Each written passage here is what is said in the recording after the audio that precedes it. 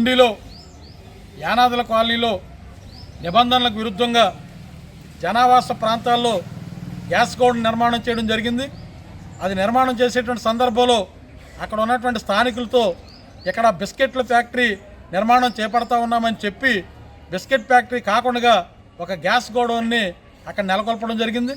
అక్కడ gas godown ఉన్న కారణంగా అత్యంత పెద్ద స్థాయిలో గ్యాస్ బండ్లు వేసుకొని అత్యంత భారీ వాహనాలు ఆ గోడౌన్కి వస్తున్నటువంటి సందర్భంలో వీళ్ళ కరెంటు తీగలు తెగిపోయి తీవ్రమైనటువంటి ప్రమాదకరమైనటువంటి పరిస్థితుల్లో ఇవాళ నిత్యము భయాందోళనతో అక్కడ ఉన్నటువంటి యానందులు తీవ్ర ఇబ్బంది పడుతూ ఉన్నారు.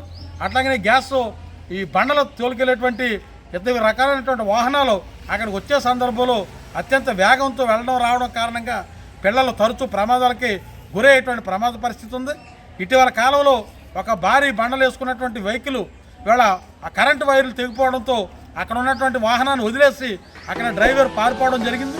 ఇవాళ అక్కడ ఉన్నటువంటి స్థానికులు అప్రమత్తం చేయకుండా ఆ తెగిపోయినటువంటి వైర్తో ఇవాళ అప్రమత్తతో అక్కడ ఉన్నటువంటి స్థానికులు చూసుకొని ఉండకపోతే పెద్ద ఎత్తున జన నష్టం జరిగేటువంటి పరిస్థితి ఉంది. ఇవాళ జనవాసాల మధ్య నిబంధనలకు విరుద్ధంగా ఇవాళ అప్రటిక్తమైనటువంటి పద్ధతుల్లో ఇవాళ ఆ గ్యాస్ బండల యొక్క ఆ గొడవని నిర్మాణం చేయడం జరిగింది. తక్షణమే జనవాసాల మధ్య నిబంధనలకు విరుద్ధంగా నిర్మించినటువంటి గ్యాస్ గొడవని తొలగించాలి. అక్కడ ప్రజలకు భద్రత కలిగించాలి. నిత్యం అభద్రతతో వాళ్ళ జీవనం సాగిస్తూ ఉన్నారు. నిబంధనలకు విరుద్ధంగా పెట్టినటువంటి ఆ గ్యాస్ గొడవను తక్షణమే తొలగించాలని మేము డిమాండ్ చేస్తూ ఉన్నాం. గతంలో కూడా ఇట్లాంటి సమస్య వచ్చిన సందర్భంలో గతంలో అధికారుల దృష్టికి తీసుకెళ్ళడం జరిగింది.